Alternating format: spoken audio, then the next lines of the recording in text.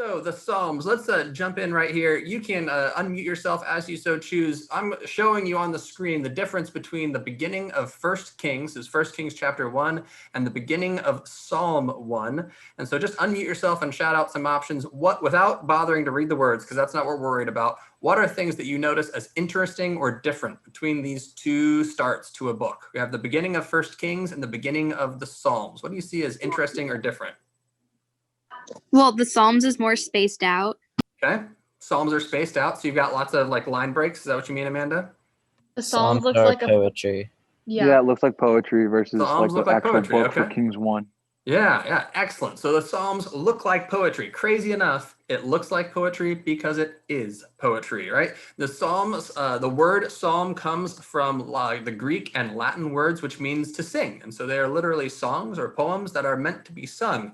When ancient Israel would gather together, they would sing these hymns together, essentially, just like we sing hymns on a Sunday morning. In fact, sometimes if you come to our worship services at Word of Life, we will still sing the Psalms, and you'll hear us doing that because that's how they were originally intended to be done. So what are some things that we know about poetry? Again, just unmute yourself and shout out whatever it is that you know about poetry. What do you know? It rhymes. It rhymes. Lots of poems rhyme. What else do we know? It's annoying to do in English. Annoying for English, all right? That's hard to argue with, right? We don't always like poetry. That's fine. Other things that we know about poems. A tone or a beat. Oh, it has a rhythm, a beat. Yeah, absolutely. Express themselves. What was that one? People express themselves. Ah, yeah, it's a way for people to express themselves. Absolutely, that's a great point. Lots of times we get kind of crazy images in poems, right? We might talk about metaphors or analogies or similes or all those other different ways of comparing different things. All those things get wrapped up into poems, right? And so we get all those things in the Psalms again, right? So let's look at Psalm 1 just as an example. I'm going to read this out loud for us. This is the beginning of the Psalms, the very first Psalm that we get. Happy are those who do not follow the advice of the wicked, or take the path that sinners tread, or sit in the seat of scoffers. But their delight is in the law of the Lord, and on his law they meditate day and night. They are like trees planted by streams of water, which yield their fruit in its season. Now let me just ask this. Does this sound like any type of poem you've ever read? Does this sound anything like you've done before? I see a couple people shaking their heads. I can only see like 4 of you, so you're gonna have to speak. Otherwise, I'm not gonna have any idea what you're saying. I'm getting no's, so we're gonna go with no. This probably doesn't sound like poems that we know, and that's okay because this poetry is from like thousands of years ago. It's not written following our modern rules about poetry, right? If you go into your English teacher, they're probably gonna tell you, well, poems have to have this many syllables per line, or it has to go like A A B B or A B A B. It has to follow a pattern, right? And the Psalms, when we're reading them, aren't going to follow that kind of pattern. One, because they were written in another language. They were written in Hebrew. And two, because Hebrew poetry doesn't follow English patterns. So there are some things that might seem really similar, like we still get good metaphors in here, here in verse 3. I guess this is actually a simile, sorry, but they are like trees planted by streams of water, right? That's a simile, we know that. And so there are things that are going to be very similar, but they're also going to be very different. So we're not always going to be looking for rhyming schemes or patterns, things that we're used to seeing in English, but we're still very much reading poetry. We're still very much reading something that is intended to be seen as symbolic, as lifting up emotions, as a way of expressing ourselves, things that are carrying that out in a new way for us. So some basics about the Psalms, just things we want to make sure we know. There are 150 Psalms, 150. So that middle book of the Bible is pretty long. There's a lot of stuff in there. And a lot of Bibles, if you just open up to the middle, you will end up in the Psalms. That's not always true based on how your Bible is spaced out. But in a lot of Bibles, that's where they are. They're right there in the middle. Who wrote the Psalms? Well, there are a bunch of different people because there are 150 of them. So they weren't all written by just one person. King David, who we talked about last time, he wrote at least 73. There are 73 that are specifically mentioned at the beginning of the Psalm. This is a Psalm by David. And he might have written more, but we know at least 73. 13 of those are about his personal life events, things that happened to him. In fact, you might remember that we talked about the story of David and Bathsheba, right? We talked about the story where David took Bathsheba as his wife and had Bathsheba's husband killed in battle. We talked about that. Well, when David confessed, he wrote a psalm about that moment. He wrote a psalm to help himself confess and to express his sorrow to God. Solomon is King David's son. We haven't covered Solomon yet, but he's going to write a few of the Psalms. And then there's a group called the Korahites. Korahites were descendants of Moses' cousin. They wrote a bunch of them. And then there were others who we just don't know. We don't know who wrote all of them, but they've been held on to for years and years.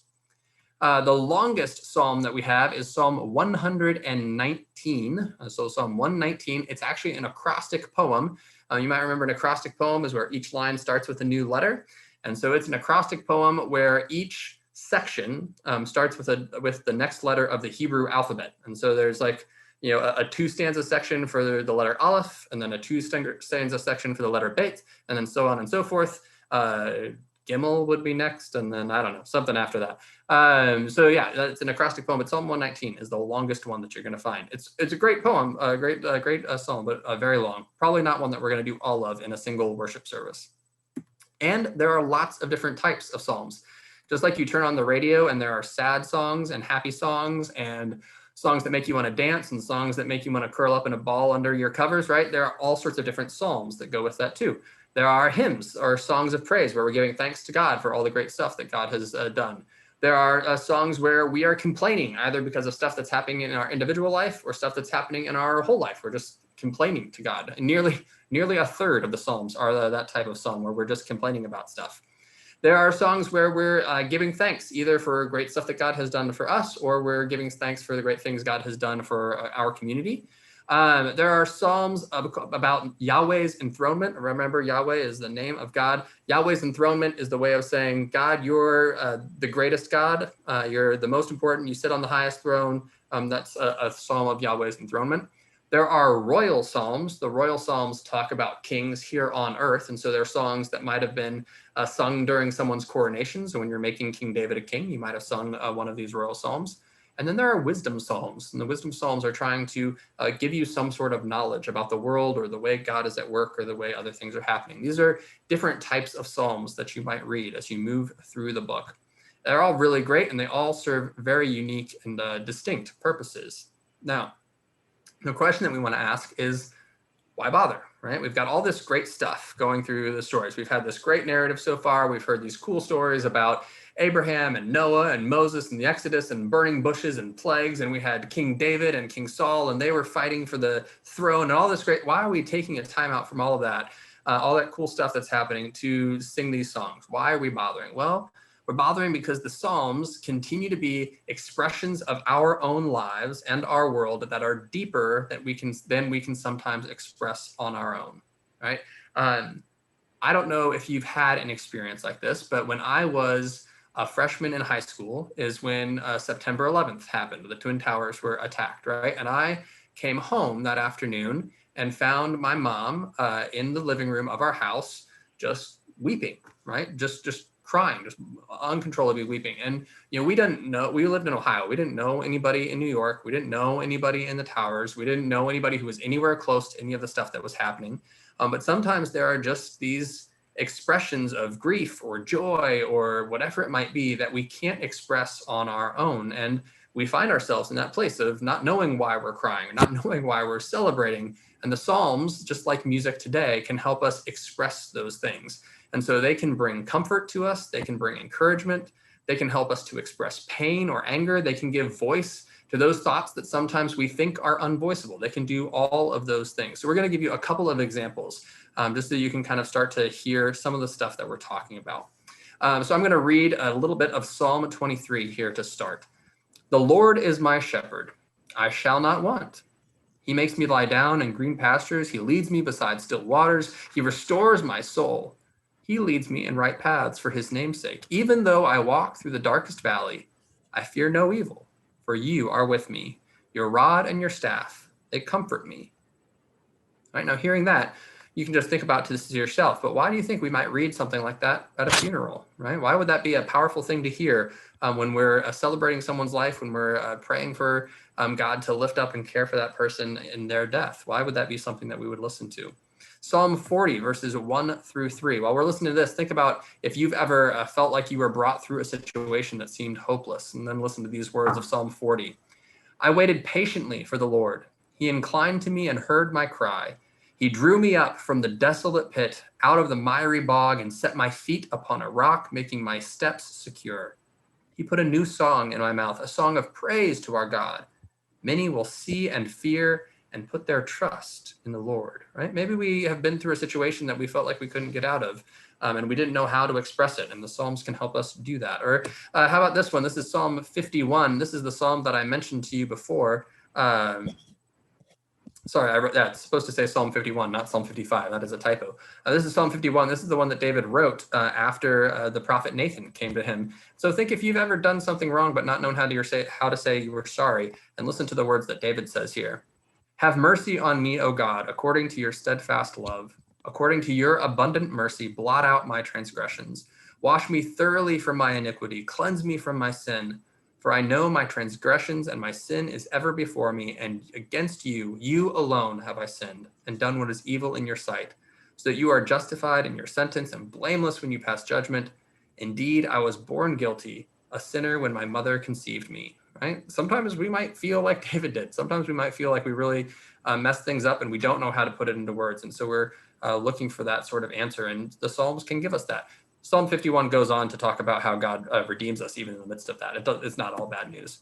Or maybe there's been a time when you've needed to be reminded that you're a child of God, and you might turn to Psalm 139, where we read, "For it was you who formed my inward parts. You knit me together in my mother's womb. I praise you, for I am fearfully and wonderfully made. Wonderful are your works. I know that full well." Or maybe there's been a time when you have felt completely and utterly alone. It's been a time when you are pretty sure no one knows what you're going through. No one is able to hear you, and you feel like you're trying to tell people that something's wrong, and it feels like nobody's listening. Maybe you've been in that place, and we can hear Psalm 22, which is actually the psalm that Jesus quotes when he's on the cross. It says, my God, why have you forsaken me? Why are you so far from helping me, from the words of my groaning? Oh my God, I cry by day, but you do not answer, and by night, but I find no rest."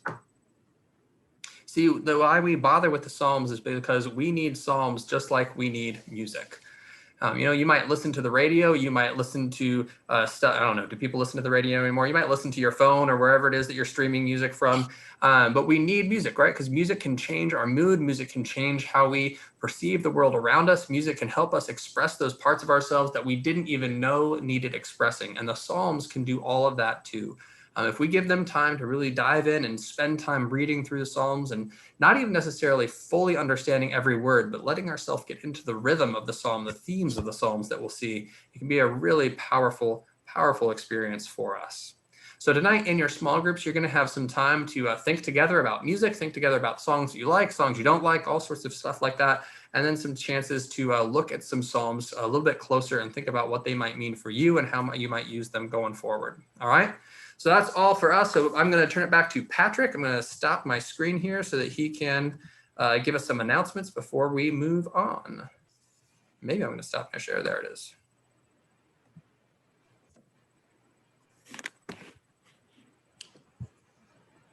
Hello.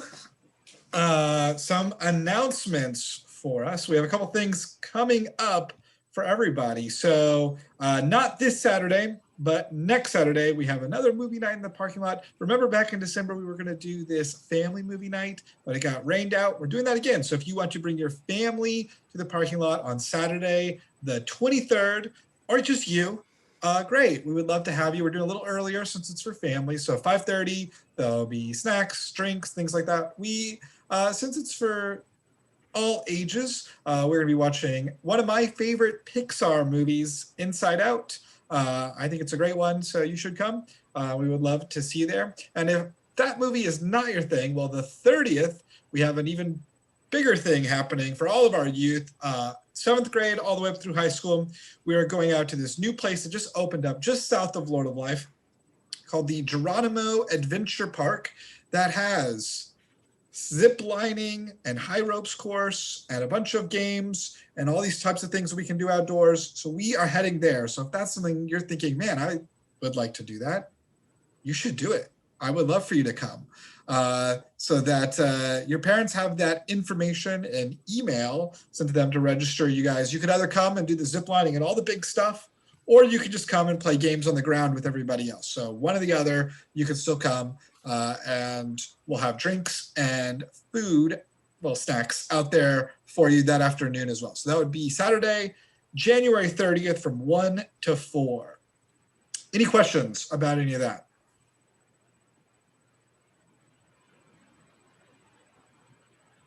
All right. Well, it was great seeing everybody tonight. Congratulations again to our 7th grade girls. Good work. Way to know your songs. Well done. Way to know your songs. Yes. I saw some, you guys trying to compete, but they dominated tonight. We'll see you all in small group and have a great rest of your evening. So I'm going to open up all the rooms, and then we will let you guys go. Bye. This is how William waves goodbye right now. So, I got this. Yeah. Or really, it's this. Right. Yeah, this guy.